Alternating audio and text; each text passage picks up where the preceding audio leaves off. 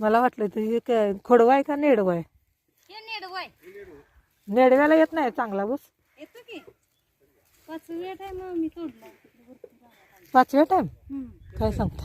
होय 5 वर्ष झालं लावून. आता लावून करणार. कसं काय तिसऱ्यांदाच हे बंद करतात ना 3 वर्ष? म्हणतो होय काय?